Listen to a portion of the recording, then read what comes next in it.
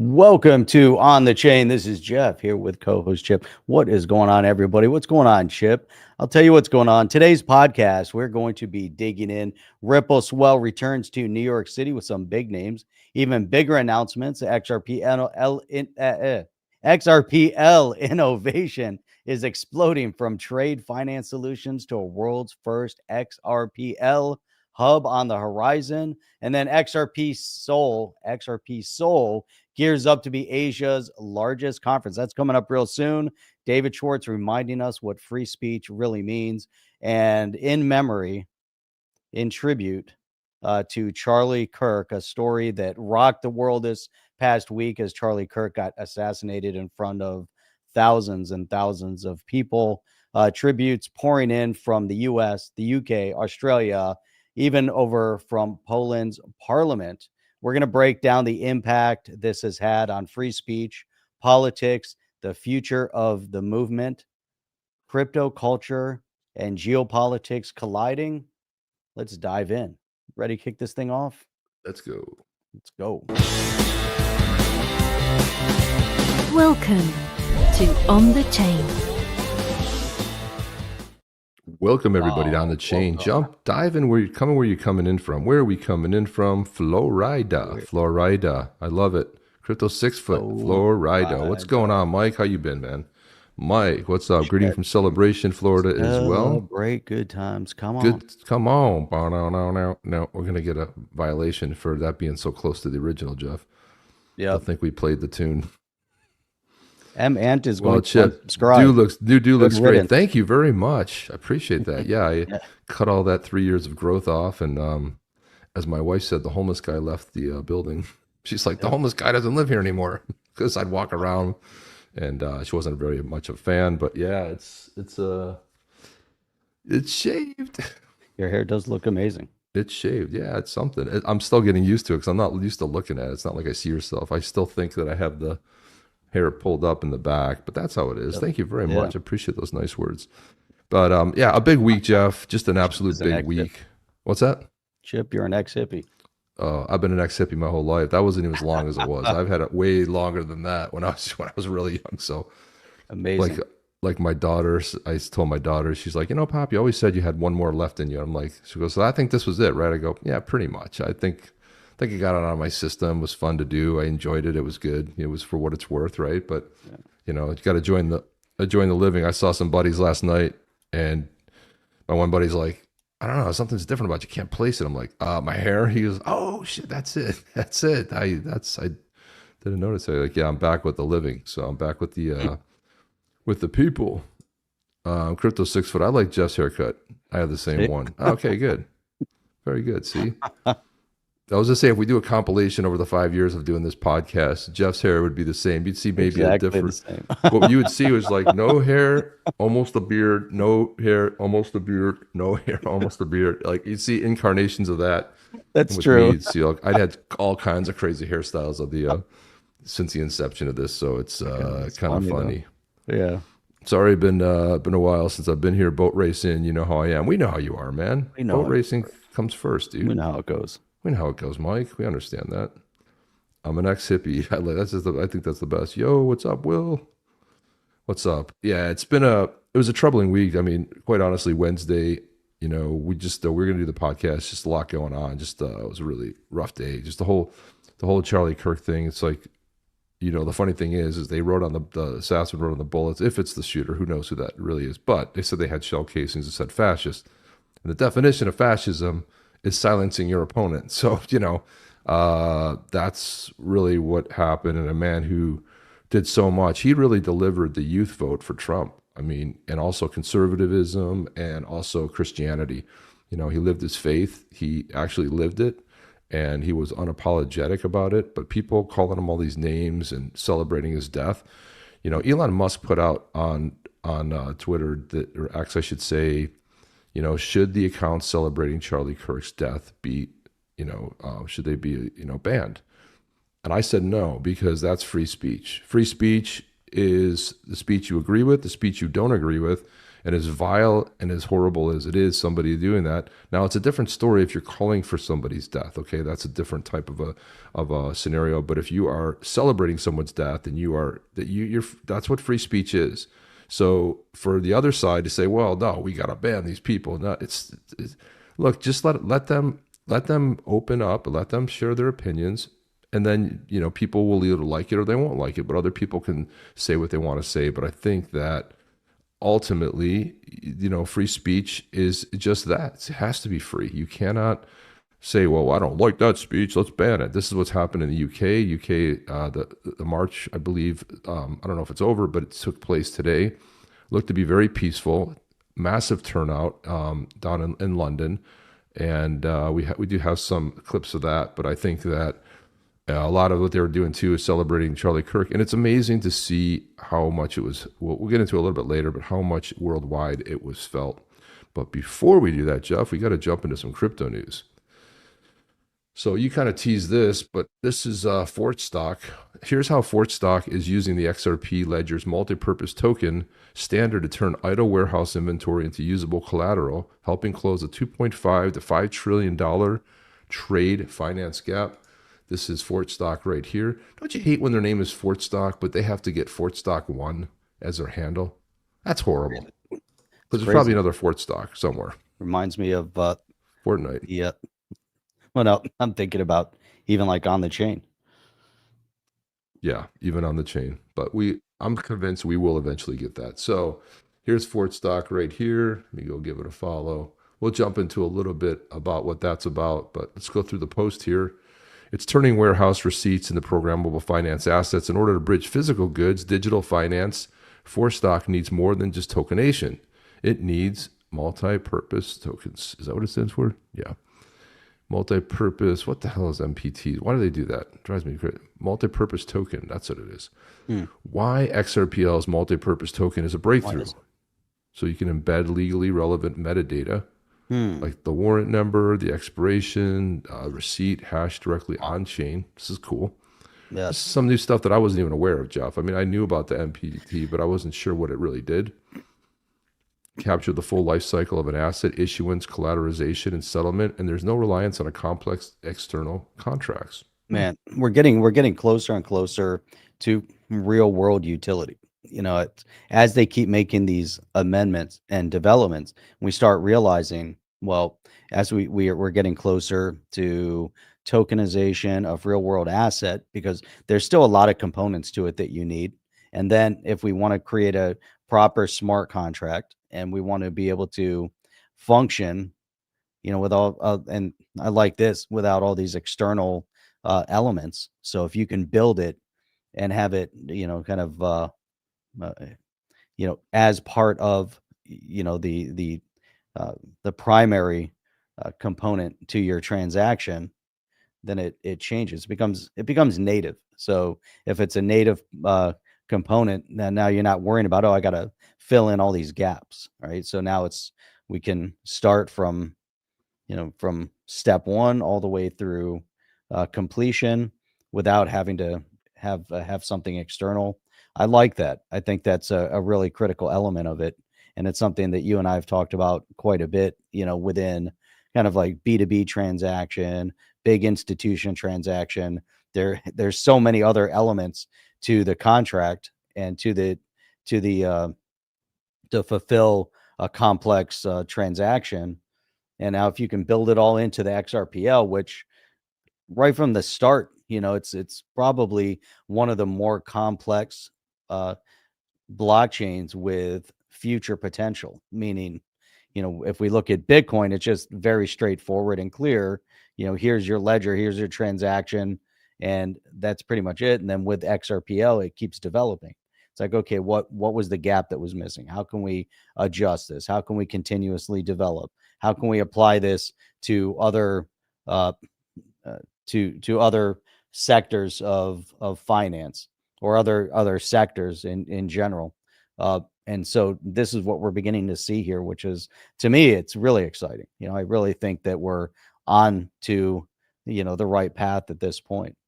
And we're going to see more, but this is what mainstream adoption requires without it, it's just it was still a little bit clunky and very tech heavy. Yeah, well said. And no reliance on complex external contracts. Obviously, that's a big plus as well. Fortstock tested it early this month. Fortstock minted a warehouse receipt multi-purpose token on XRPL DevNet.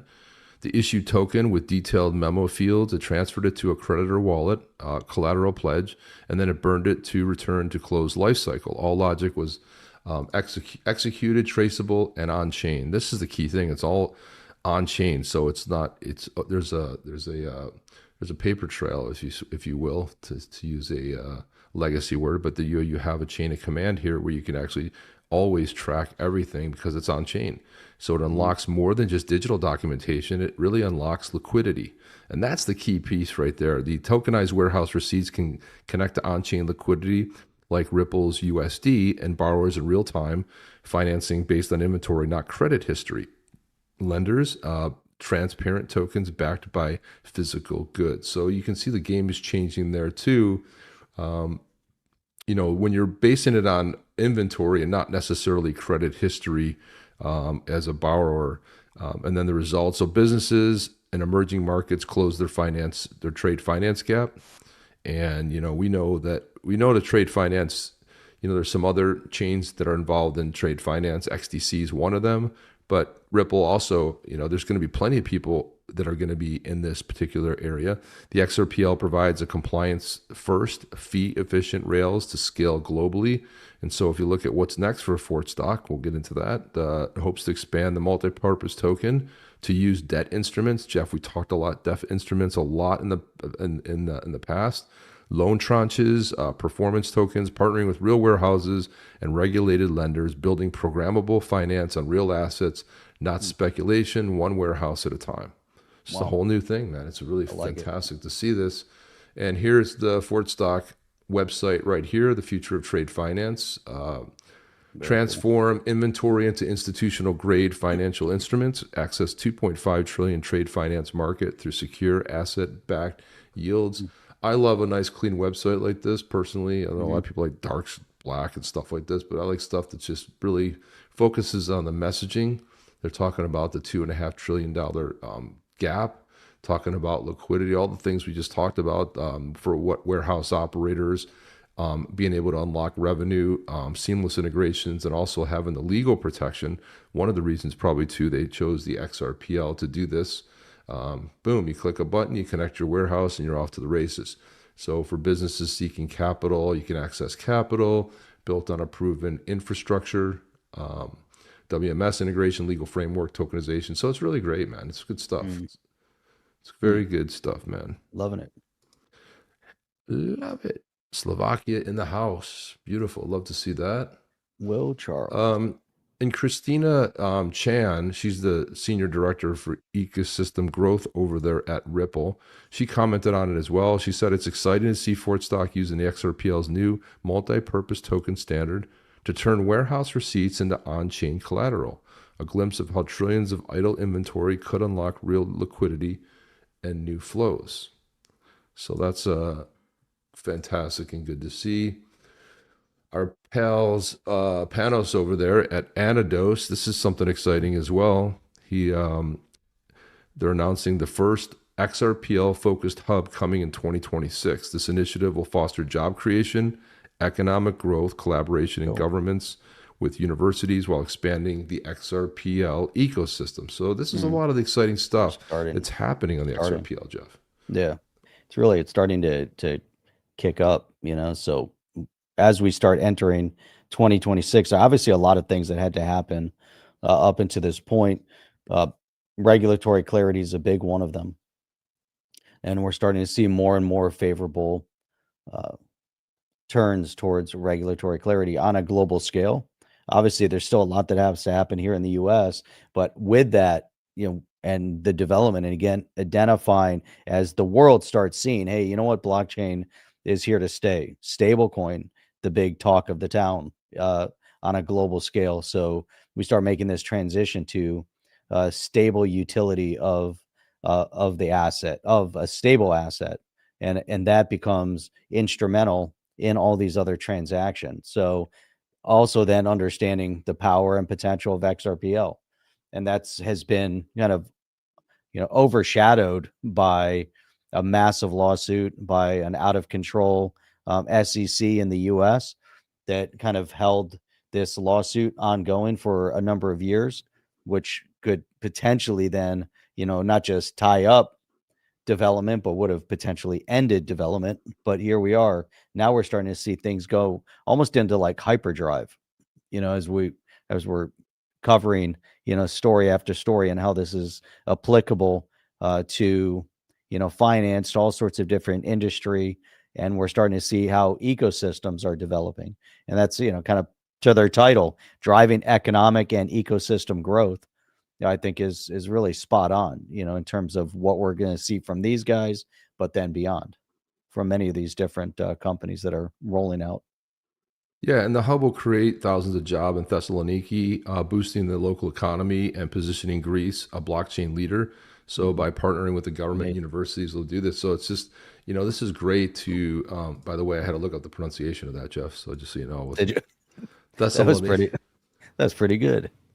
here it is, right here. Look at there it is, Thessaloniki. Thessaloniki. Thessaloniki, and then there's actually you can actually click on it and it produces it for you. It's like great, fantastic. So it's so the whole idea is to have these diverse applications, secure financial transactions, efficient healthcare records, accessible education platforms, the IoT connectivity, optimize. It's just, they're basically just going all in on this. So when you think about Greece, that's where Panos is located, and that's specifically where Anodos is. But choosing Greece and specifically Thessaloniki, that's the city where Anodos was born, is a strategic investment that connects talent, technology, and global opportunity. Greece boasts a rich pool of skilled engineers, developers, and innovators. I love this. I applaud this. I think Panos is one of the good guys out there. I We think need to have him Anodos back on Finance the is show here, fantastic. Chip. Yeah, need to I have him really back on do.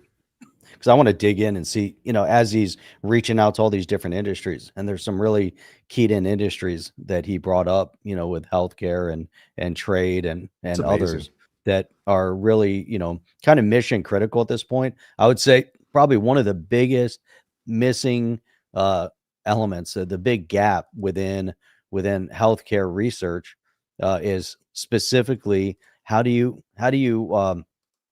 get people, let's say you wanted to have, hundreds of physicians or scientists or researchers all participate together out of one keyed in platform.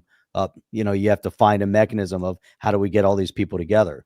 But imagine as you have physicians out there providing some specific treatment, recording their data, their outcome, their patient tracking, everything that led up to it. What is what was the patient presenting? How did you treat them? What was their reaction time? What were all the things that went along with that? And they are able to post that data that is all synchronized into a blockchain environment that then becomes searchable. Now you have thousands upon thousands of physicians in healthcare that have a live, growing, ongoing research to perfect outcome. And it would happen so quickly. Right now, there's no mechanism in existence that would allow physicians from all over the world to participate in that kind of a program, unless you're specifically a researcher and you're at this research institution and you're, in communication and partnership and you're putting into some, antiquated spreadsheet tracking mechanism, but from this solution, you could have people wouldn't even know each other. They wouldn't know one another. And they're just feeding data according to certain parameter into a platform, and you would have outcome that, and how we see helping patients recover would be amazing. I mean, it would just be on a different level. We'd probably also see the pharmaceutical industry probably fight back because they would begin to realize that, a lot of the outcome and, the detrimental outcome, all the side effects would also be recorded, and it would be recorded in real time. And if you put into an immutable blockchain where they won't be able to change and corrupt data, they would have to go out and find all these different physicians, that it would be a blind study essentially too. So you wouldn't want the physicians to tie their name to the data. So then there's no, retribution from a pharmaceutical type industry to come after somebody and say, hey, that's not accurate. You're not getting those type of outcomes with ivermectin, let's say, and they're going to come after a specific physician for prescribing ivermectin. We don't want, that, but we want the data. So to me, that's like the next step in research, and it's going to be very impactful overall on outcome. Yeah, super exciting, man. There's so many great things happening. I mean, it's such a great year for the XRPL builders and just, chains in general. You teased this in the beginning too. This is the XRP Seoul 2025. It's Asia's largest XRP Web3 conference. Takes place during Korea Blockchain Week. So they're actually, if you're over there, if you happen to be over there, you can retweet this. You get a $75 XRP Seoul ticket. And if you think about it, $75 to get into a blockchain conference, it's a joke. I mean, most of these conferences, if you're lucky, if it's 300, 400, 500 up to 1,200, the conferences Jeff and I regularly attend, the attendance starts around 2,300 up to $3,000, 3,200. This is just to get into the conference, right? This is just to get into the, on the floor where people are, hawking their goods and services type of thing. So it's great. It's good to see this sponsor. You can see Doppler Finance, Ripple in there, Decent, the wallet, Axelar's there, the Girin wallet, which is also from Korea. And then you have all these folks as well. So it's quite a big, it's massive, right? So this would be kind of one of these fun things. Too bad, Jeff, you weren't still over in Korea. You could have attended this. This would have been cool. I know. I thought about that. You could have been our correspondent on the ground, dude. I talked about that the other day. I'm like, I can't believe it. Man, if you'd only coordinated your trip, you could have been there. You could have popped in there. It would be great. So that's good news. Good to see that. And other news too, David Schwartz put out something very good, I thought, and you teased this as well in the open, but he says, in a functioning civil society, everyone should truly be free to express their political and social views without fear of violence or coercion. Vigorous criticism and social ostracism should be the outer limit, no matter what the views are. Jeff, would you agree with that statement? Yeah, I would say so. Yeah, we should be able to 100%. express political views without fear. And we haven't. It's interesting that, it takes an incident like we just witnessed, for people to come out and say things like this, but this is what it takes. One of the things that we've seen building over the last decade is that, it hasn't been safe. No, it hasn't. We've had certain views on the show. It's perfectly, poignant that, can you do it without fear of violence or coercion? Can we say to a point that if a YouTube or a previous Twitter or one of these social media platforms prevent you from getting your messaging out to your audience and they shadow ban you or they block you and they delete, messaging, or they remove your channel offline because of your message, because of what you're saying that isn't hate filled, and that yet they're going to react out of some, immoral compass where they qualify it as a moral compass, and yet they're going to coerce you to no longer be able to spread your messaging. So the fear of violence can come in direct violence, and it can come from a methodology of violent rhetoric. It could be, violent behavior in blocking other people's access to free speech, whether you're using their platform or not. Either you have a platform where you want to share dialogue, or your platform is just single-minded and you're creating a whole bunch of Autobots out there that want to spread the same messaging, and then you want to silence anyone that has a difference of opinion. And we've unfortunately, seen that, from a political perspective, from a healthcare perspective, from a financial perspective, across the board. And enough's enough at this point. It's got to come to an end, and I'm glad that, David Schwartz is coming out and making these statements, because truthfully, if we really want to, finally say, no, we won't allow this to occur any longer. We're going to put an end to this. Then, we also have to look at, there's always cause and causation, right? So where does it start? where's the exact starting point to where the violent rhetoric and this intolerance and the allowance of intolerance to occur. And again, let's date it back. We can go way back, but let's go back 10 years ago.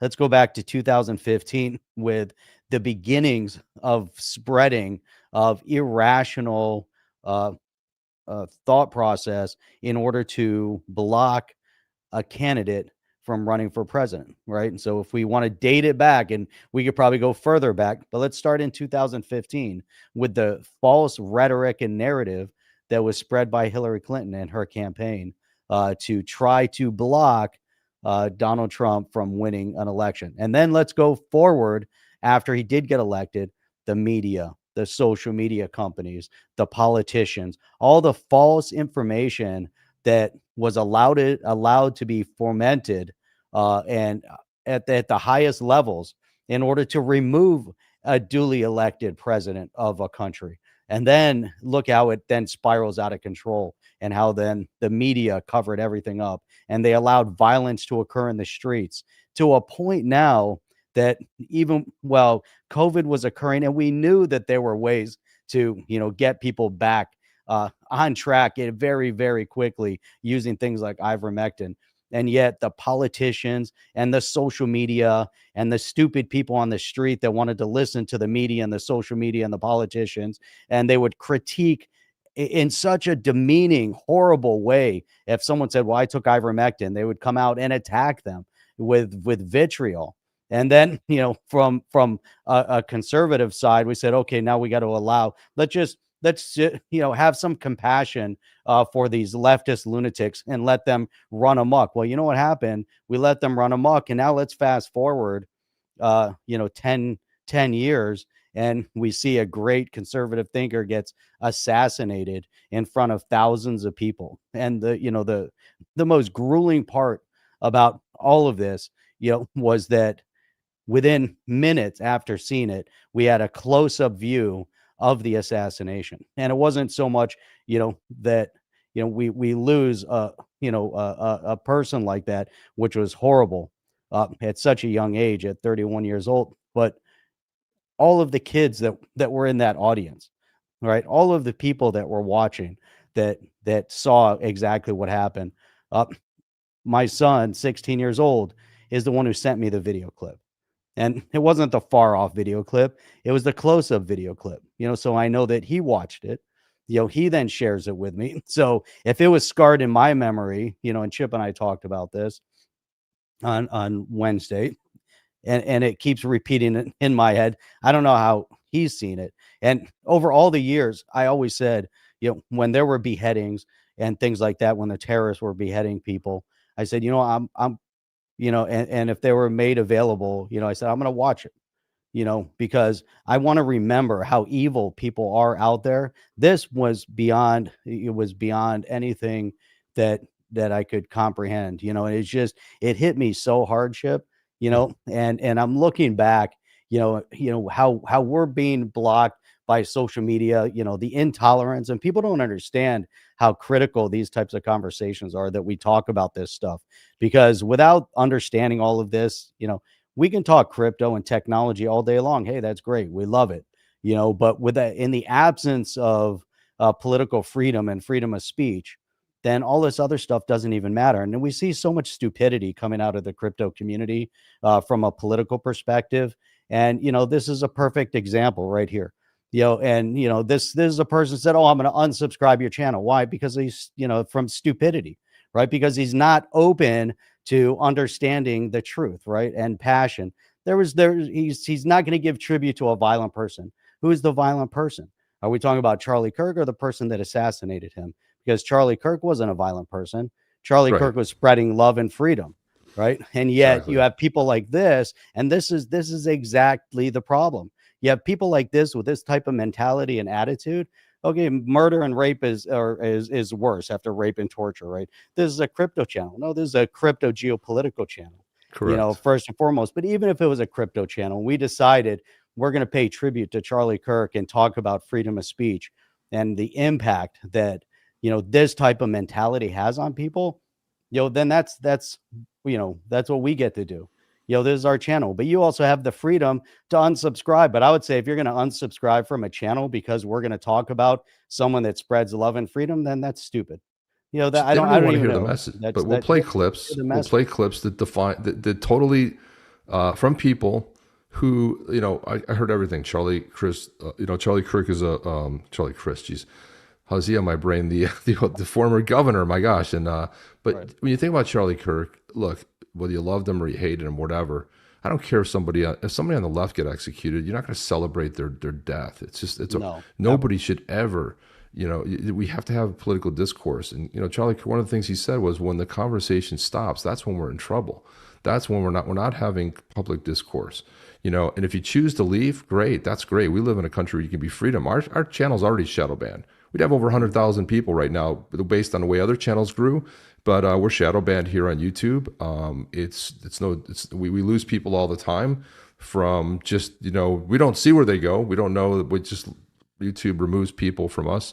We're stagnant. We haven't been able to grow past 25,000, got to 26 and have been, going down. But that's when we started making a shift. When we made the shift into doing geopolitics, because geopolitics is connected to crypto, whether you want to see it or not, it's connected, because the freedom that happens in politics, what people are fighting for, is what the freedom in finance, which is blockchain, which is decentralization. It's all connected. It's why a lot of governments were very scared by it. And they're still, when they really realize the full force of, let's say, a DAO, when you think about a decentralized autonomous organization, you're going to have somebody's going to step up, and there's going to be a country that's going to take it on and become the first kind of country to embrace decentralization, where they're going to allow the power to be in the people's hands. They might put some guardrails around it to maybe make it more like a republic, like the US, maybe not a pure democracy, which, always leads to dictatorship. But, the whole idea of fascism, I always hated that fascism said it's an extreme right. If you look, I'll read the definition here of fascism. Far right, authoritarian, ultranationalist political ideology defined by a dictatorial leader, strict socio-economic controls, forcible suppression of opposition, and aggressive nationalism. That sounds a lot to me like the left today. It doesn't sound much like the right, but they always like the ultra right. Why ultra right? Because of what because of Hitler and the nationalism. Nationalism is not a bad thing. It's what happens. It's how you control it. But when you silence your opposition, that is a fascist. So when you silence your opposition, or you try to snuff out a voice, and the reason Charlie Kirk was executed was because of his faith, because he was Christian, because he was leading young people into Christianity, and also his political beliefs. But again, he debated people openly. He went on college campuses. He invited that. Who on the left is having any kind of public discourse? Anybody? I don't think so. I don't necessarily think so. Yeah. Chip, real quick, then there's a point from Chad. Correct. The European definition of the right. 100% right. What you just read was 100% the definition. Fascism is a leftist ideology. If you want to talk about it from a national, but even Nazism was a socialist ideology, and so it's always coming from the left, and that's the whole point. Obviously, if you go extremism on both, if you go on the right, would be more religious based, right? Intolerance based on religious, indoctrination, and then you have on the left would be more socialist, exactly, leftist, fascist. Well, you know what? He says, I can't get used to your haircut. I'm like, I can't get used to it either, man. I still think I feel like I'm wearing like a wig, or I'm wearing like some kind of a costume. It hasn't really sunk in yet. Sir John says this is maybe a crypto channel, but the hosts have balls, attitude, and integrity. Those who can't stand grown men and the way grown men think are not needed here. Everyone is welcome, though. That's well said. It's like, I'm taking my ball and I'm going home. I'm going to go cry.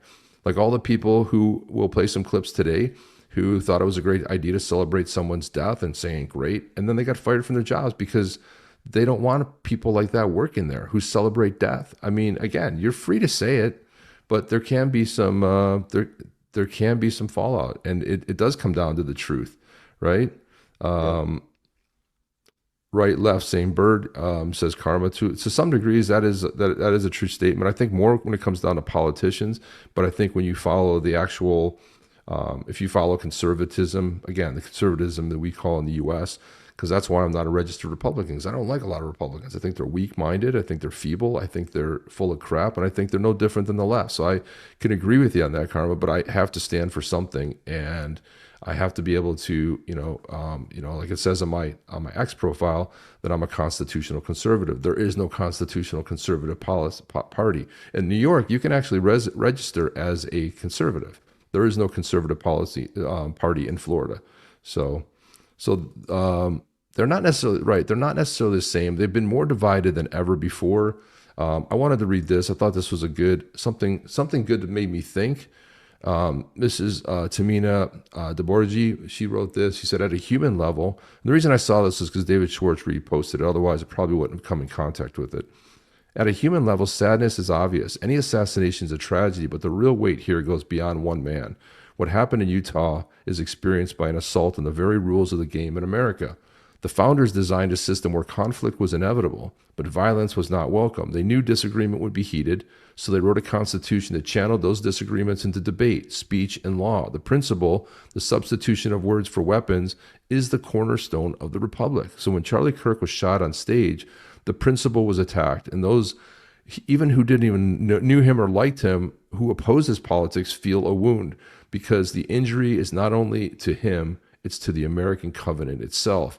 You're right to feel grief, even if you knew or liked him personally. Whether your grieving is a breach of the founders' promise that debate would be sacred and bloodshed would have no place in it. The fear, the unease, the sense of disorientation that comes from watching a principle you rely on die before your very eyes. The good news is that America has endured breaches before. Violence has challenged our principles many times, yet each time we found the will to recommit to them. That must be the response for now. Grief, yes, but also resolve. This is what Charlie would have wanted for us. America is worth fighting for. Thoughts on that? Who wrote that? This is somebody called Tamina DeBorgi.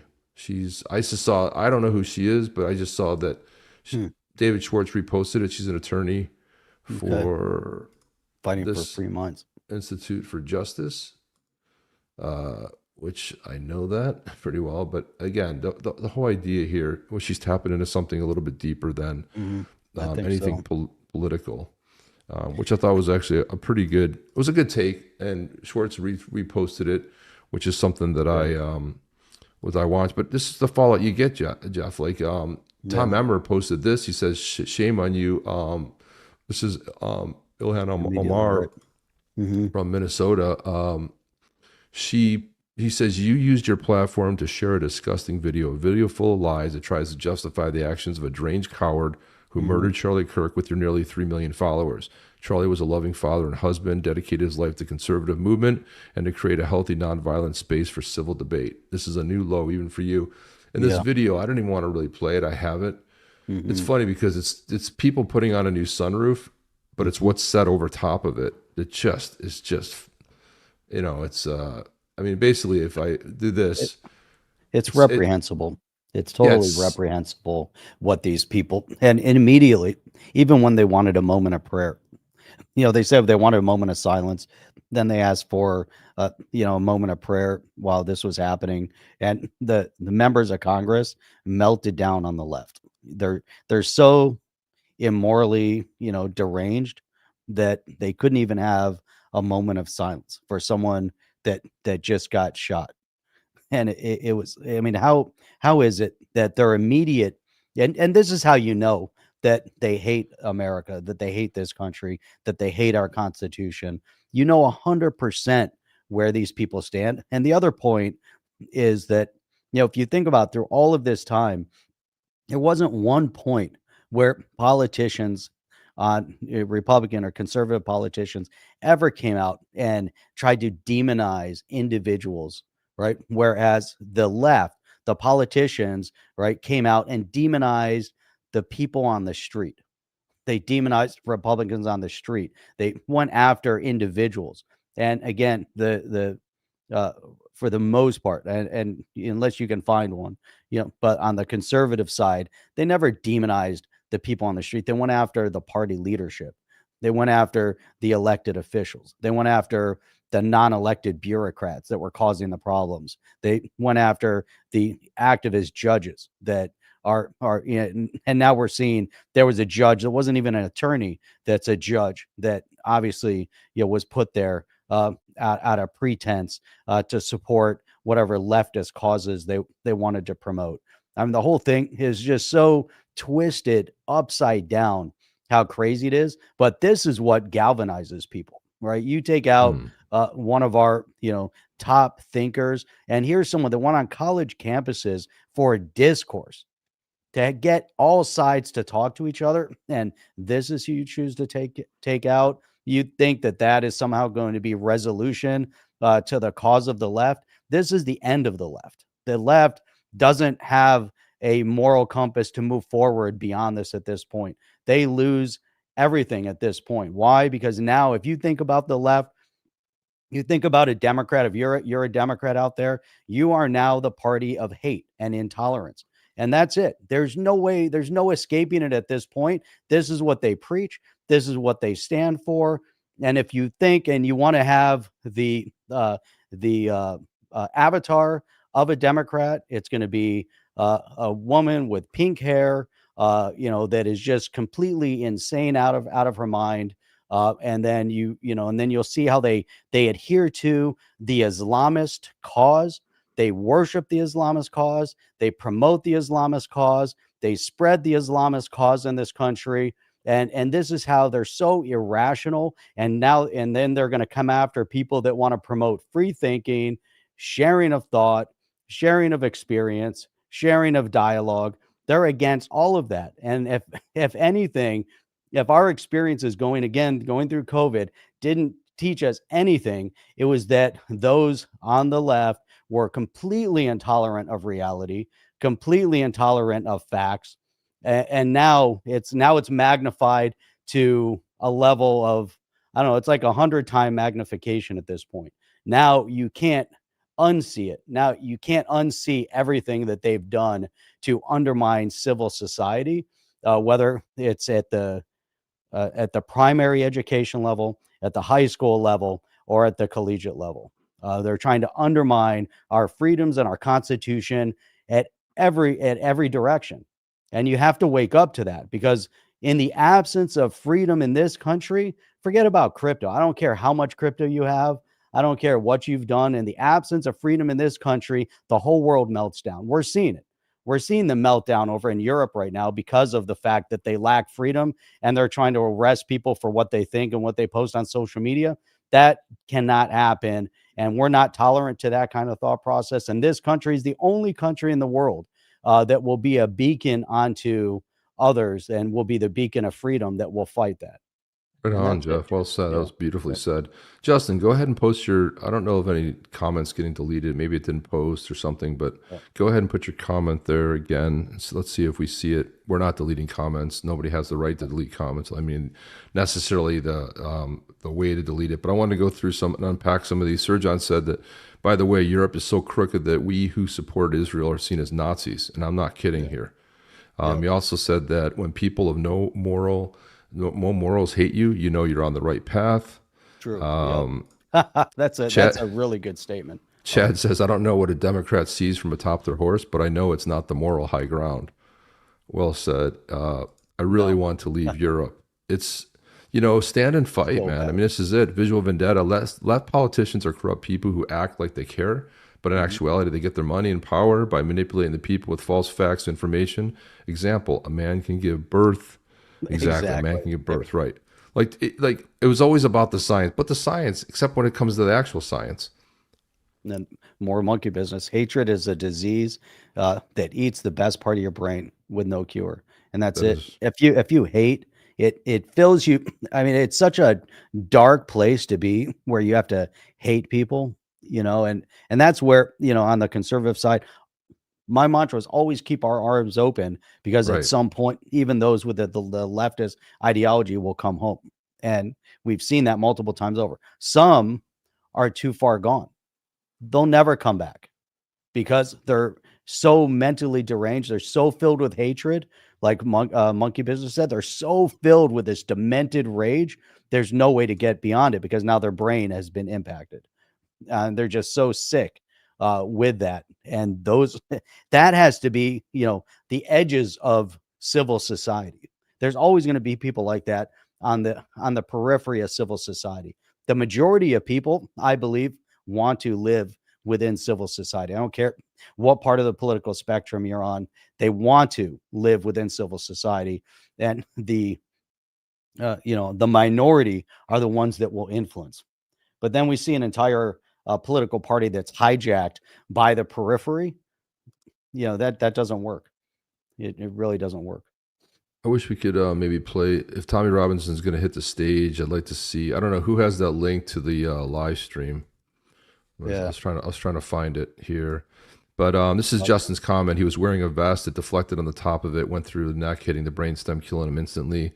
Seen a few trauma surgeons and doctors confirming the same thing. Yeah, I've seen that. I've heard that as well. So we had a doctor in the office when this was all unfolding.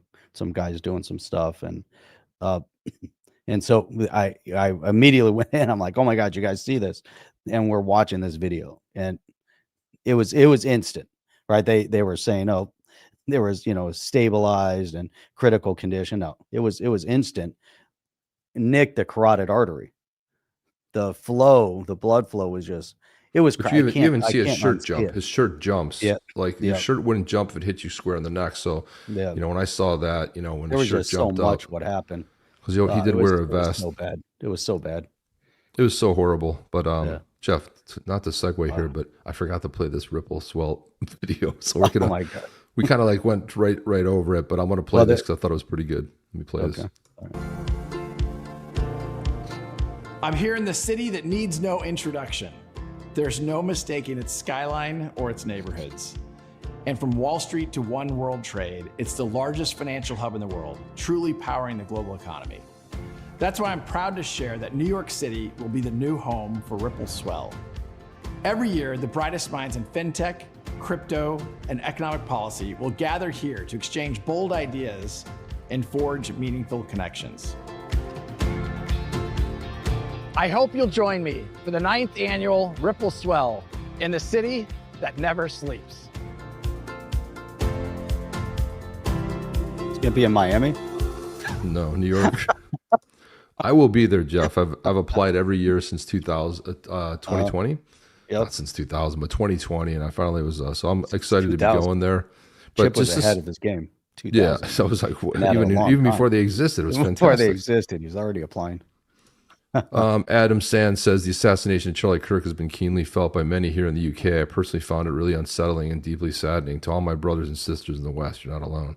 Yeah, and this is the thing. I was answering somebody, one of these dingbat leftists on who used to be part of the XRP community, I guess to some degree is, but had to say that he said it was just a random right winger. So why would he have security? And it was like random. This guy, I mean, this was felt worldwide because it was an attack on humanity itself, quite honestly. And I'm really happy to see the Brits standing up. I'm happy to see what's happening across the UK, from Ireland and up into Scotland. I'm really happy to see that the fight is there because it's your country. You got to preserve your own country, man. And this man here, I thought this was great. I don't know. I follow him on X, but check out this message here. And he talks about why Charlie Kirk is not a racist. Charlie Kirk sent me a direct message, and I'm going to show you what it said. This is almost 6 years ago exactly now, as of this video. I had not spoken to him in person or on social media. He started the conversation. You know what he said? 3 words: you are terrific. Now bear in mind, this is back before I was blessed with the followership I have now. I had fewer than 10,000 followers on Instagram, very small Facebook presence, wasn't even on TikTok at the time. But the fact of the matter is, this young man, this leader of Turning Point USA, reached out to me and saw something I had done. And he felt so moved that he reached out to me himself to encourage me. And then he went a step further. He invited me to the BLS, which is the Black Leadership Summit Turning Point USA was putting on in Washington, D.C. I told him, transparently, I was in between jobs and didn't have the money to fund my trip.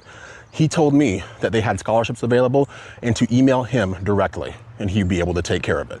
I did, and that's the story of how I got to be a part of the Young Black Leadership Summit, which was instrumental in springboarding me to where I am today. Now, I share that story because he didn't have to do that.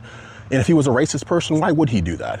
I'm so tired of people being besmirched by the tired liberal lie that anyone they don't like has to be some sort of racist. And I'm not immune to this. They call me racist myself. Of course, it's ridiculous on its face, but this is the nonsensical nature of your average leftist. They really want you to believe deep down Charlie Kirk hated all black people. He saw the best in everyone. He saw in me something I didn't even quite see in myself at the time, and he chose to encourage me. That is why I will literally and metaphorically pick up that mic and continue the work that he started, because I myself and many others are tired of being slandered and maligned by individuals who have nothing to sell us but fear, panic, and lies 24/7. I had to share that story with you. I thought about keeping that to myself, but the more I see him being typecast as some sort of evil person, the more I cannot be silent, and I hope that you will not be silent as well. It is time for action like never before. It is time for voices to rise like never before, and I hope you will join me in that effort. So that is the real Charlie Kirk, the one they don't want you to know, but the one I will continue to remember and honor with my actions into the future. So those are my thoughts. Hopefully you share, and hopefully you get busy as well, because we all have microphones to pick up, and we are all Charlie Kirk. Man, Well said. that was really well said. That was great. Well said. And you know, Man. I'm seeing this, you know, and people were saying about, and honestly, on my feed, I see nothing but black people nonstop. It's like my feed is 100%. Like I see every one white person to like maybe not, just talking about the impact. And there was this young man who's maybe 12 years old. He gave such a moving tribute and talked about him and what he meant to him and how he looked up to him. I mean, it's incredible. And people who don't even take the time to listen, like, you know, another false narrative too is that he hated gay people.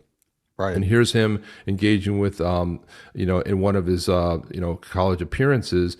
But if you listen to what he says, because he's Christian, he basically comes out and says that he doesn't agree with the lifestyle, but he embraces the people and welcomes into a movement. So if you can't understand that, you don't have a you know, an advanced enough brain, but I don't think even people watch it, because you go with these people on the street, they go like, why do you hate Charlie Kirk? I don't know, he's a fascist, he's a this and that. Well, tell me one thing he said. Can't, because they don't. They're mindless people that follow stuff. They can't even think for themselves. But here we go. I do not have hate for a group. I do not have hate for a people. I have hate just so I can get it on my camera. So Instagram, don't worry, we got plenty of cameras. But yeah. But yes, so you do not hate the LGBT community, and Turning Point is not against LGBT. No, how could I hate that which I have a heart for? Thank you. And I might not agree at that for some of the lifestyle choices that some people make, but of course not. And if someone said, Charlie, what's your view on marriage? I say, I believe marriage is between one man and one woman. But if you ask me, what do I have hate in my heart for somebody that doesn't choose the lifestyle that I believe that God laid out in the scriptures? Of course not. The question is macro Islam compatible with Western values? Macro. Of course it's not. There are three major reasons why. Islam does not believe in freedom of speech. Islam does not believe in freedom of religion. And Islam does not believe in separation of mosque and state. Those three things are antithetical to the West. So why do you care so much about other individuals living their lives? Why is it affecting you? Do you have something up your ass or something? Well, I could throw that right back at you. Why do you care so much about what I have to say? Because you're affecting other people's rights. You're taking away people's choices. You are hurting people. So again, you say I'm here to take rights away. Yes. Do you agree life is a right? I feel like if it's a clump of cells, then it's not alive. No, but let's go back. Do you think every human being has a right to life? Depending on how many weeks, but let's hold on. Who's trying to take rights away? I want to protect the rights of all human beings. You call them a clump of cells. I was born as a man, and now It was very effective, Jeff. I'm a woman. Okay, no, but you don't become a woman just because you dress like a woman. So let me ask you a question. If I wear a disguise or a costume, do I become that thing? For example, if I dress with a sombrero and start talking with a Mexican accent, do I then become that culture? No, because that's different race. Okay, but then wait, why? How is it different? Because you're saying that if you dress a certain way and you present a certain way, you can be as you think you are. Why can't I also just choose what culture I am? Because you're born within a culture. You're born with. But you were born as a man. Pretty simple there. And then Stephen Miller went off. Stephen Miller, who I love, but this is good. And let me tell you something I'd not share with anybody, but the last message that Charlie Kirk gave to me before he joined his creator in heaven was he said that we have to dismantle and take on the radical left organizations in this country that are fomenting violence. That was the last message that he sent me before that assassin stole him from all of us. And we are going to do that under President Trump's leadership. I don't care how. It could be a RICO charge, a conspiracy charge, conspiracy against the United States, insurrection, but we are going to do what it takes to dismantle the organizations and the entities that are fomenting riots, that are doxing, that are trying to inspire terrorism, and that are committing acts of wanton violence. It has to stop. And my message is to all of the domestic terrorists in this country spreading this evil hate, you want us to live in fear? We will not live in fear, but you will live in exile, because the power of law enforcement under President Trump's leadership will be used to find you, will be used to take away your money, take away your power, and if you've broken the law, to take away your freedom, Sean. There you go. It has to happen. You know, enough's enough. You know, there's those out there that are spreading intolerance, fear, and violence, and some of them are elected officials. So those elected officials can't sit, you know, cozy because they're an elected official. They also bear responsibility. Judges bear a level of responsibility if they let violent offenders out over and over and over and over again. There's a level of responsibility that has to be applied. And, you know, we're going to get to that point. And all these organizations are running out of money also.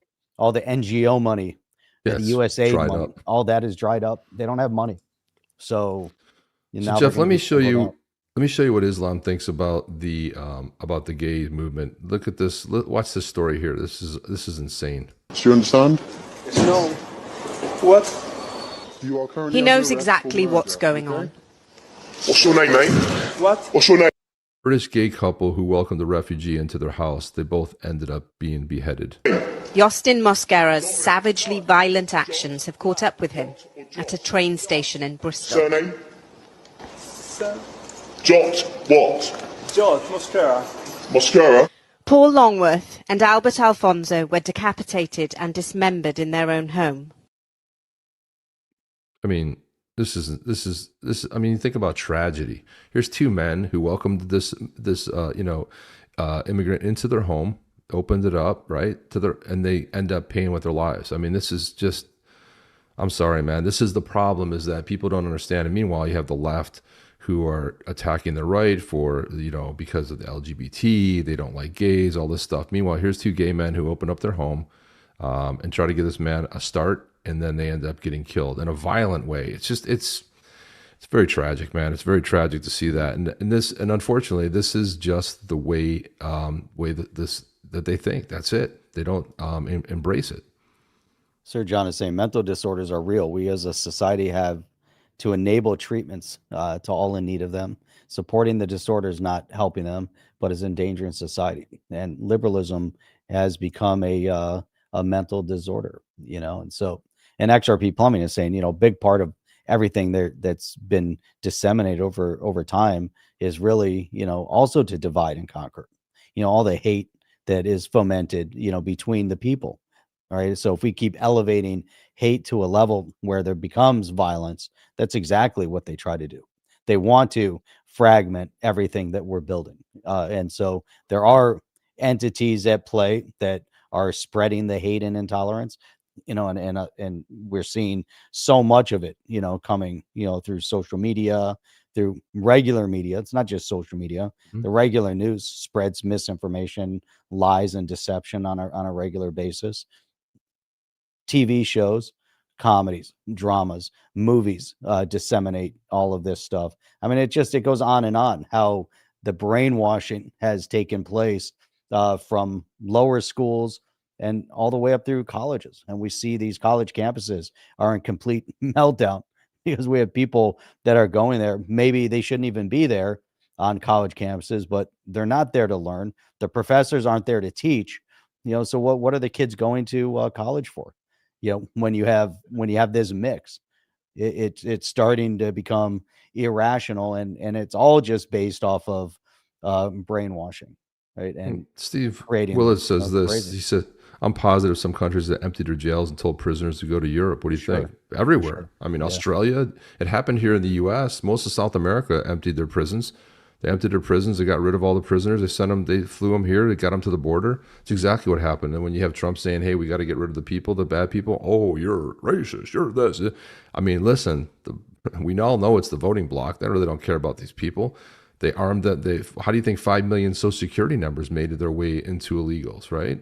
I mean, you know, there's because they could be voters. This is a voting bloc. They're gonna get destroyed in the midterms next year. This party is on its way out. It won't even exist as a party anymore. People are tired. My feed on X and also on YouTube is filled with people saying, I don't even like a lot of things on the right, but I can't be part of the Democrat Party. I'm going to join, you know, I'm going to become a Republican because I can't tolerate it anymore. I can't deal with people who would celebrate someone's death. And these are people who don't even agree with a lot of the things. They just can't be part of it anymore. And this is what's happened. This bled more support on the left than anything else. I mean, it really absolutely destroyed the left. Here is a compilation of people who effed around and they found out they wanted to celebrate the death of Charlie Kirk. And unfortunately, the workplaces didn't agree with that. And they said, we don't want someone like you working here. Here we go. So y'all got me fired from my job. You're fired. Get out. You're fired. So I've lost my job. You're fired. Get out. You're fired. Fired from my fucking job. I was just fired from my job. I was just fired from my job. I was just fired from my fucking job. You're fired. Get out. You're fired. So I was just fired from my job. You're fired. Get out. You're fired. You're fired. Get out. You're fired. Another one bites the dust. Can't play that song. No, it can't. Now, a 911 dispatcher from Nashville, Tennessee. You're fired. Get out. You're fired. You're fired. Get out. You're fired. Unfortunately, unemployment's going to go way up this next quarter because of all these nut jobs getting. Here's Jeffrey Mead talking about it. I don't know if you saw this video about somebody who wanted to take to a vigil. It was a picture of Charlie Kirk and the date on it, and that's all it was. He tried to get it at one of these Office Depot type places, and this is what happened. So they refused to print it because it was propaganda, they said. Right, so that employee from Office Depot has been fired. If you're unaware of what I'm talking about, here's a video to catch you up to speed real quick. For somebody that passed, it's not it's propaganda. I'm sorry, we don't put that here. Alrighty, so what's your name? I'm Carol. I'm print supervisor. I'm one of the managers. Yes. So, unfortunately, so they say they don't print political propaganda. So this is somebody that passed away a couple years ago. That's political propaganda, unfortunately. So this is for a prayer tonight, for a prayer vigil? It's still propaganda, unfortunately. What makes it propaganda? Because he's a political figure, and I don't have to.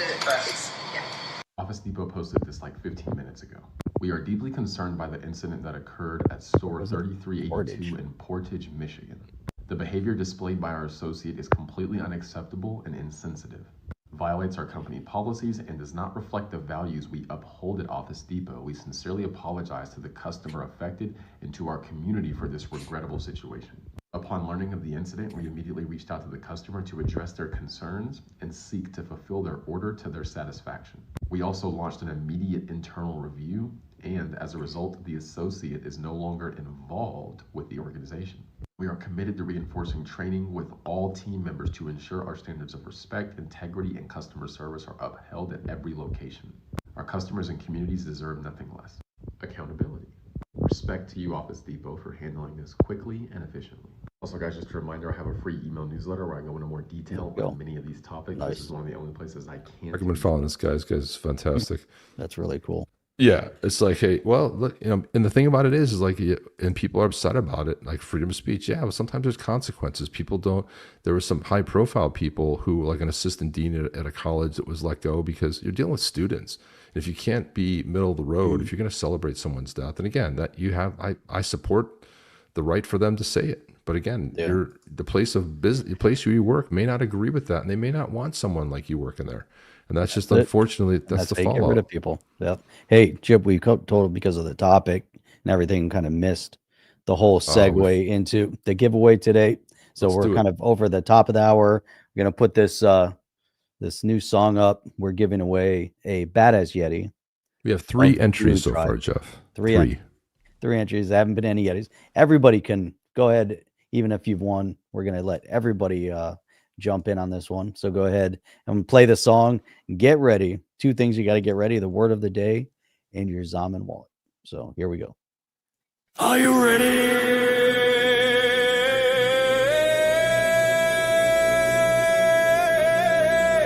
To walk into legend with the Blue Tribe.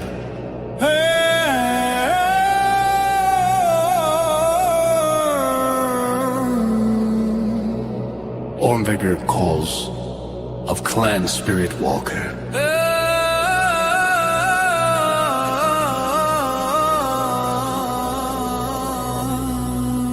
Born in shadow, forged in flame. Word of the day, Yeti. I walk the mountains, ice and flame. The wind itself repeats my name. Ormvigger rises, steps unshaken. The path I walk cannot be taken.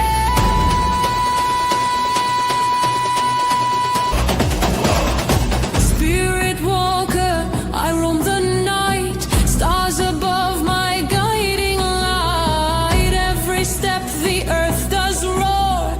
Legends live forevermore.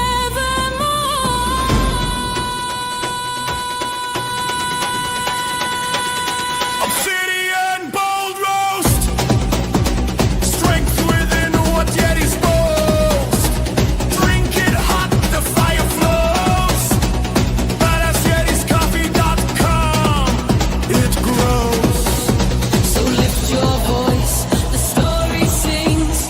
Jeff and Chip, the tribe they bring. But beware of Charles, collector of lore. The Yetis vanish, he wins them all and more.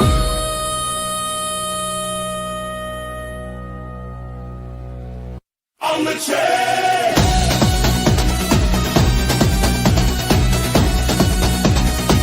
Badass Yetis.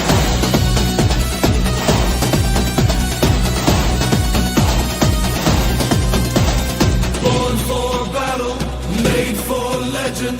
Claim yours or be forgotten. Badass Yetis on the chain. He's on the chair.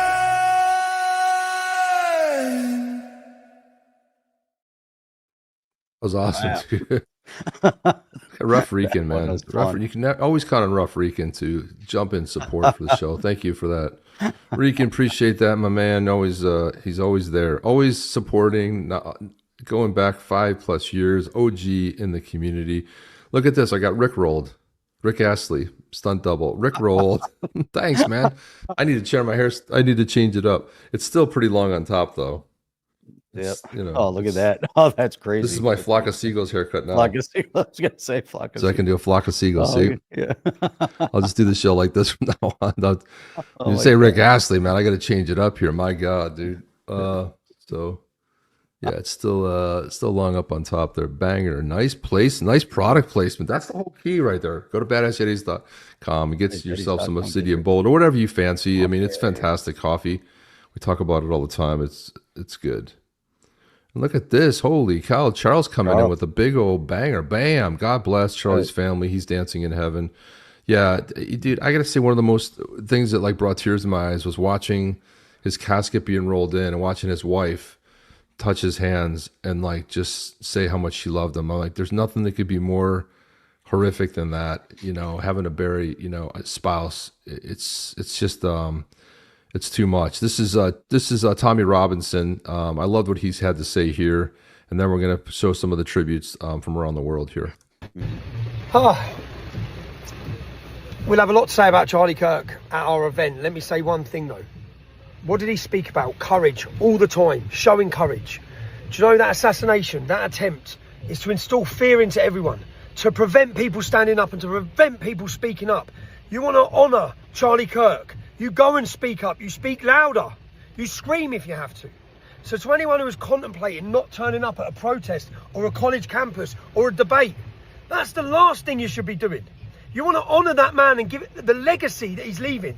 Stand up and speak. Show courage to speak.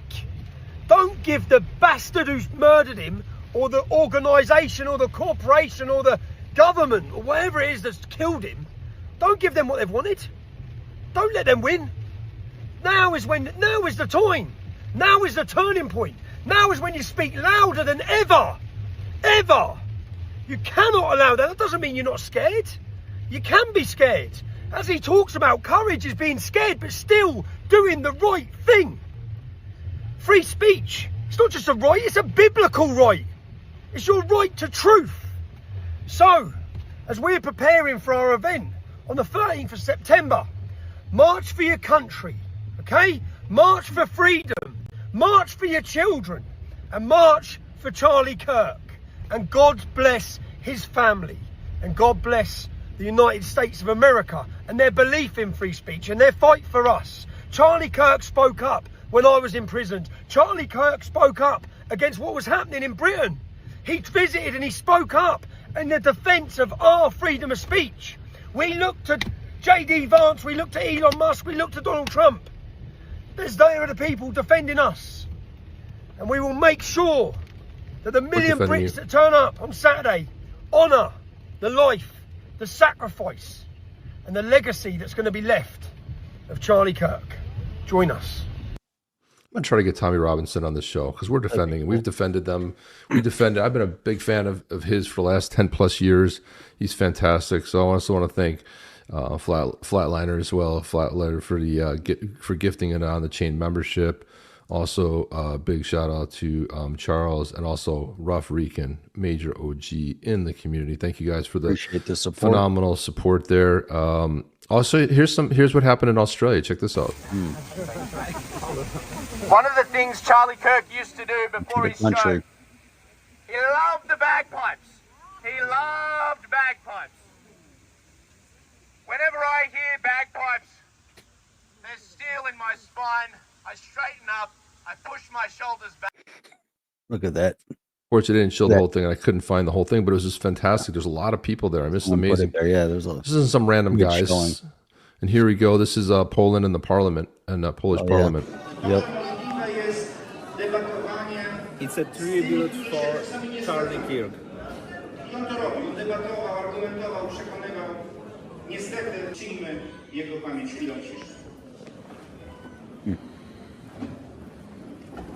They held a moment of silence.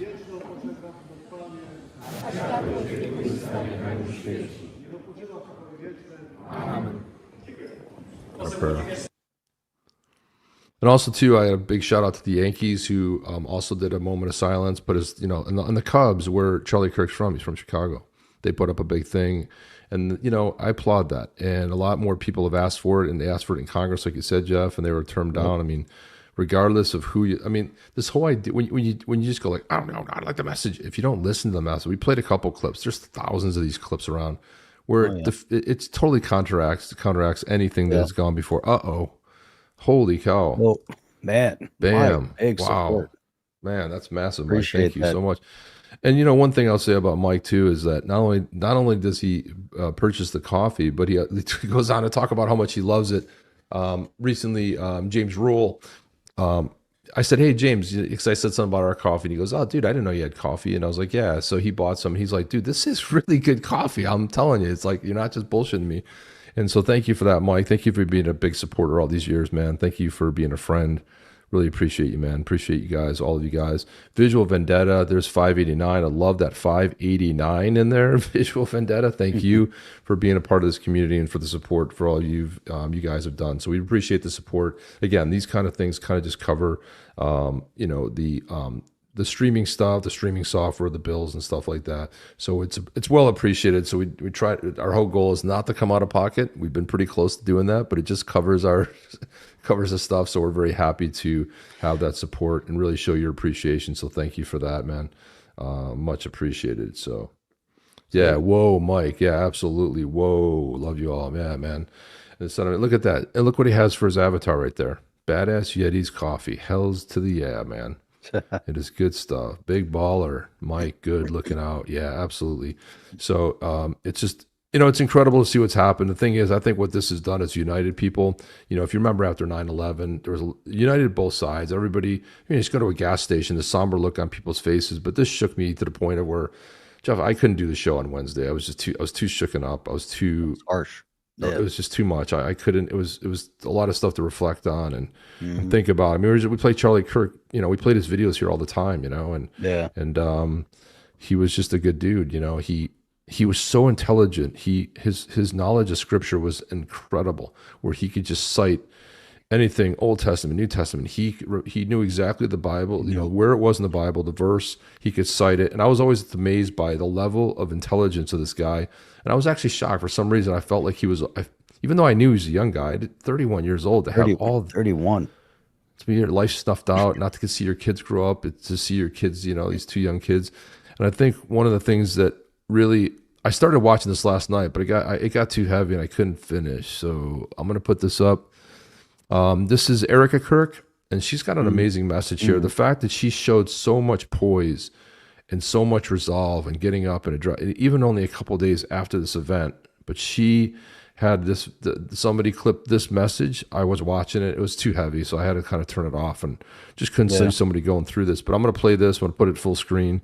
Yeah. And but I want to play her message to the world. Here we go. Let's put it up. The evildoers. Hang on a second. How do we put the video full screen? Husband's assassination. There you go. I got you. Okay, there we go. So here we go. Let's play it over again. The evildoers responsible for my husband's assassination have no idea what they have done. They killed Charlie because he preached a message of patriotism, faith, and of God's merciful love. But they should all know this. If you thought that my husband's mission was powerful before, you have no idea. You have no idea what you just have unleashed across this entire country and this world. You have no idea. You have no idea the fire that you have ignited within this wife.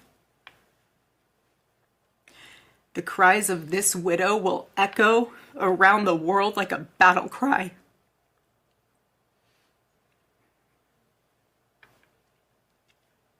To everyone listening tonight across America, the movement my husband built will not die.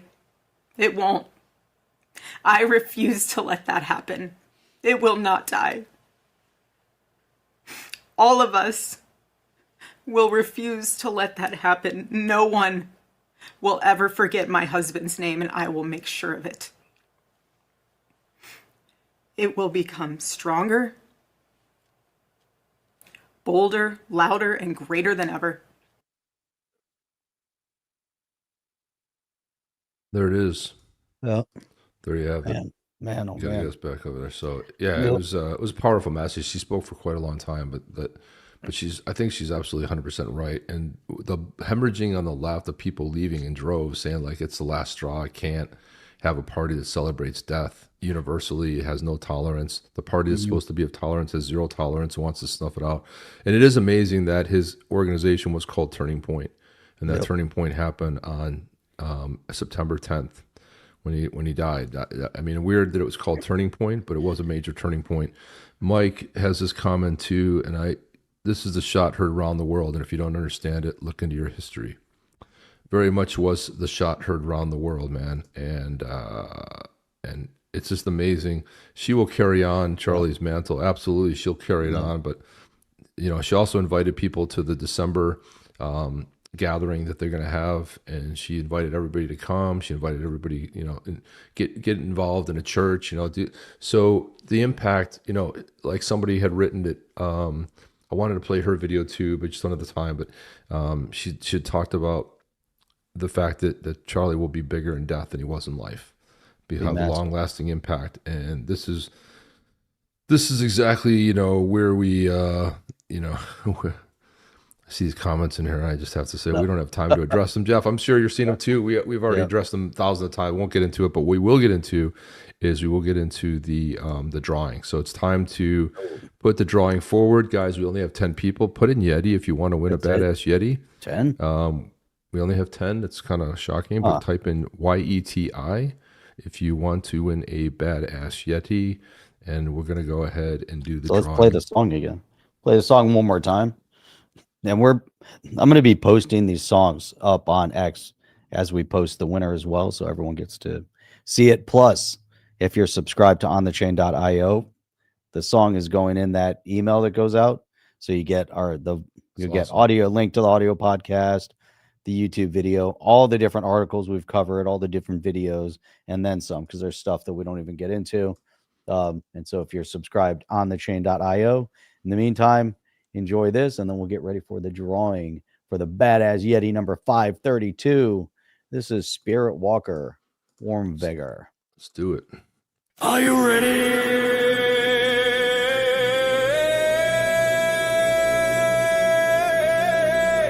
To walk into legend with the Blue Tribe.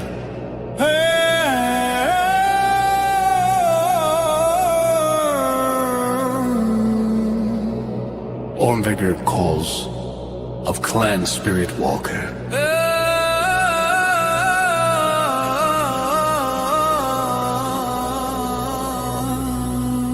Born in shadow, forged in flame. Word of the day, Yeti. I walk the mountains, ice and flame. The wind itself repeats my name. On vigor rises, steps unshaken. The path I walk cannot be taken.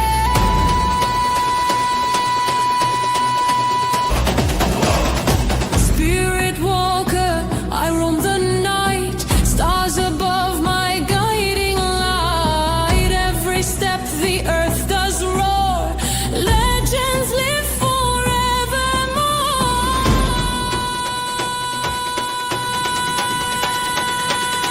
Obsidian bold roast. Strength within what Yeti's boast. Drink it hot, the fire flows. BadassYetisCoffee.com. It grows. So lift your voice, the story sings. Jeff and Chip, the tribe they bring. But beware of Charles, collector of lore. The Yeti's Spanish, he wins them all and more.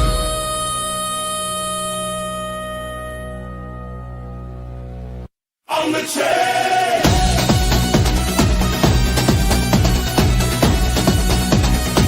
Badass Yetis.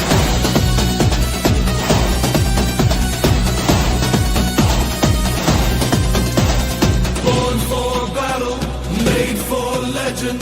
Claim yours or be forgotten. Badass Yetis on the chain.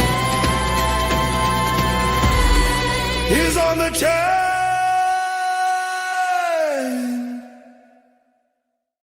It's on the Boom. chain. Banger, man. Banger. There you go. So fresh. That's awesome. It's amazing. New tune every single time. Incredible. Incredible, man. Getting So let's go ahead and put it up on screen. Let me put the right screen on first of all. There we go. And here we go. Boom, boom. We got 11. We're going to go with 11. You got a great chance to win one. Here we go. Boom. Badass Yetis.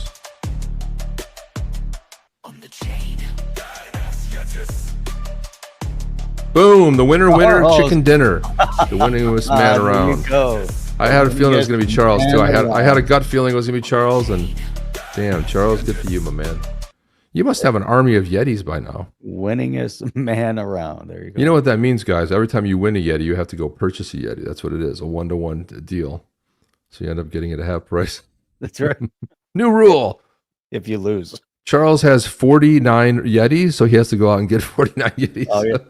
If you lose, Charles, we already have your I think we have your wallet address several times, so I don't know. But congrats, man. 100% sure. Every once in a while, we will loosen. Like we don't have enough people in the drawing. We have to loosen the rules to say like, hey, otherwise, last 10 people that won, they're like, it won't be in the contest. So we have to do that. So, OMG, congratulations. He's the winningest man, dude. The winningest man. Love it. That's why I say Charles really be playing the lottery, man. This dude's got luck coming out of his. We're all gonna give him money.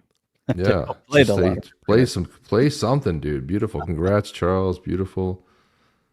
No, we don't have is Charles X handle.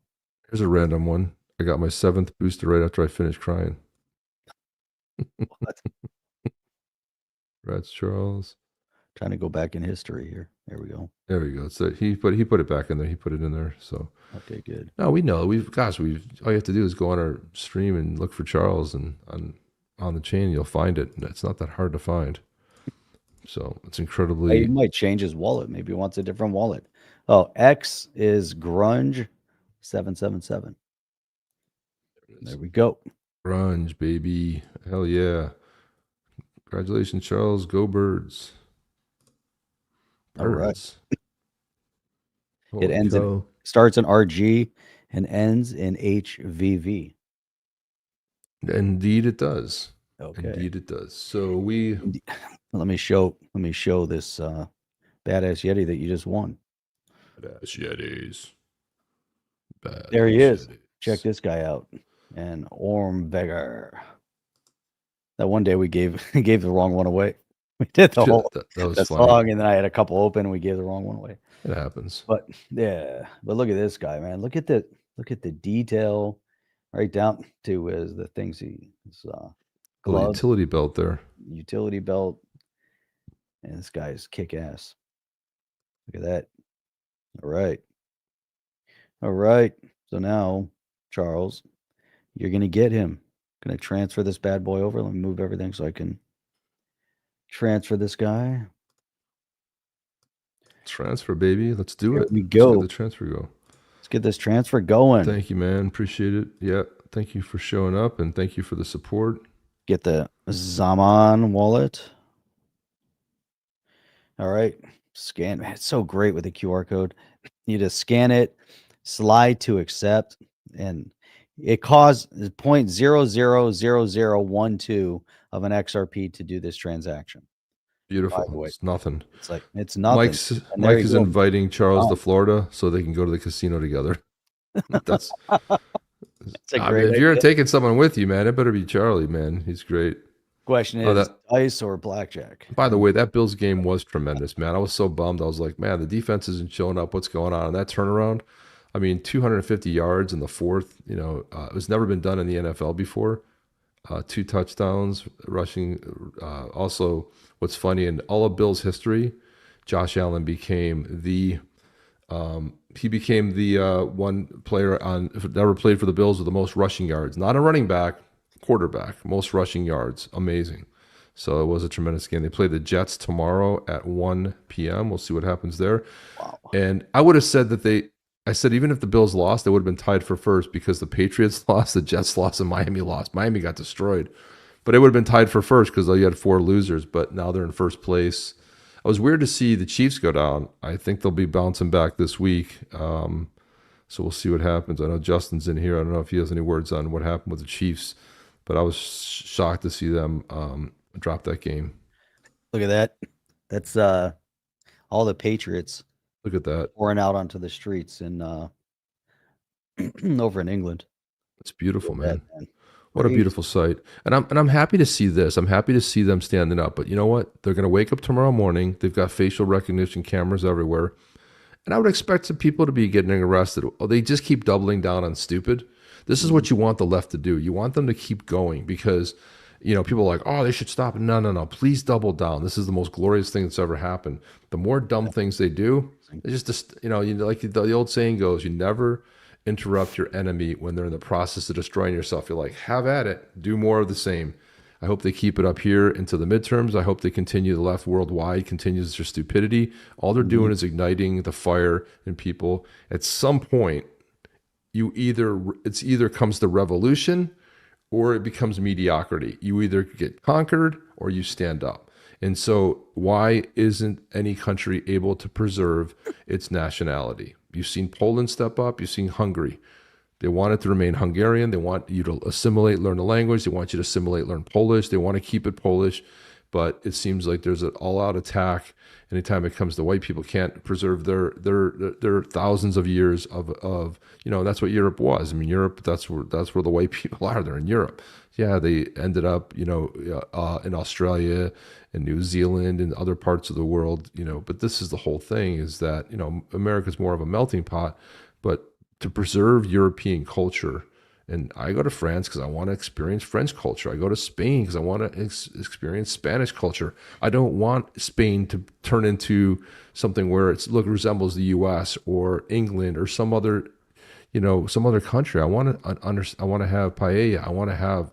I want to experience like what it feels like to be there. And this is where you got to preserve that. You got to look out after that in Europe. It's something that has to be done. So. Bruce Dickinson from Iron Maiden singing the national anthem at the Steelers game. Oh, that's cool. I saw them so many times, Iron Maiden, back in the day. Bruce Dickinson, beautiful. Wasn't that the name of the more cowbell guy too? What wasn't his name? The fable, he was the Bruce Dickinson as well. That ought to be interesting to see. I got to see that. I got to play a clip of that. Wow, interesting. Yowie's made some great money. Some great money selling his cousin. We haven't done the Yowies yet. We have the Yowies.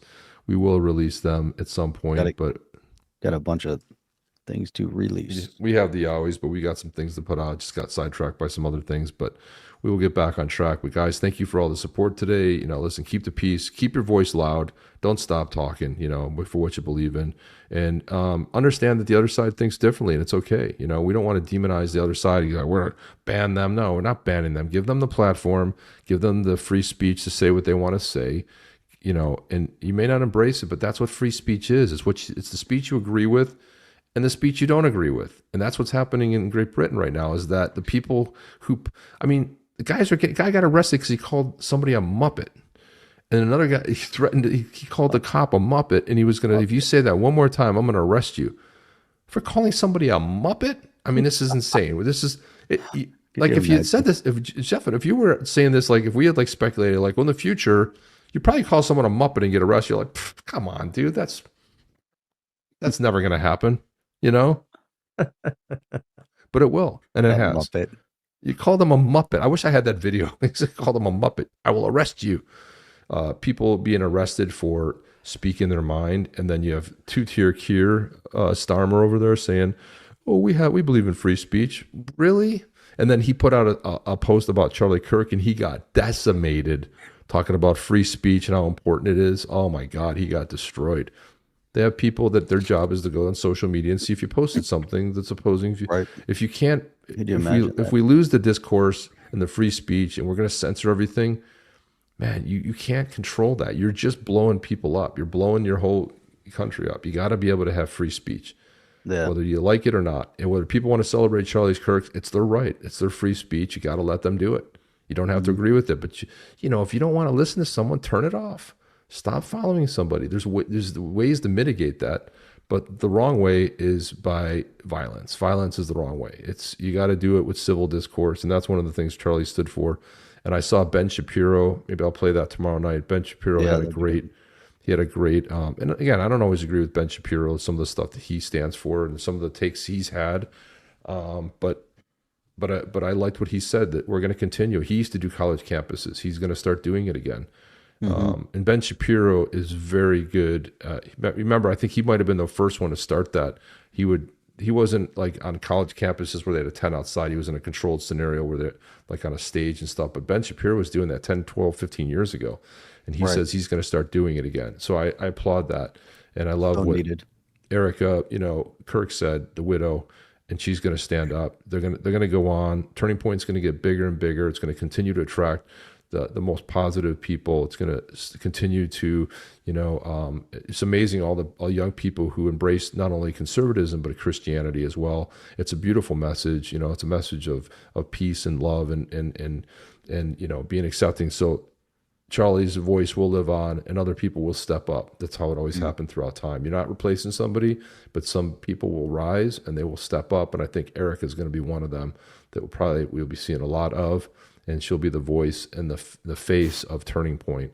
Although she may not be always on camera every day, but she's going to be somebody who's going to be, I mean, the way in which she spoke, you know, losing everything, losing her husband, you know, losing the father for her 2 young kids, man, the way she spoke, she's got fire in the belly, and fire in the belly goes a lot further. So thank you guys. Yeah. Ray Run says it beautifully. Thank you and good night. Good night. Good show, brothers. I attended my Iron Maiden's World Slavery Tour in Canberra. Absolutely first class. They're a great band, man. They really put on a great show. Saw them early days, saw them like, you know, mid-career. They're fantastic. Just got the Yeti on XRP Cafe. Thank you. Thank you for playing, man. Build that army, dude. Build that army. And that's all I have to say, Jeff. You want to say anything before we get out of here? Looking forward to seeing everybody tomorrow night. We'll talk a little bit about Flare as well. Got a bunch of things to cover for tomorrow night, 8 p.m. Eastern Standard Time, only here on the chain. No place else. No place else. No place else. You're going to get this kind of Discord, you know, here where we're going to be talking about all things, you know, crypto, but also geopolitics. It's all connected. It's one of the rare shows out there where we get to do this. And yeah, come on back, guys. That's all we have. See you guys on the next one. See you tomorrow night. Chip and Jeff out. Are you down with OTC? Please like, subscribe, and click the bell to be notified when the next video drops.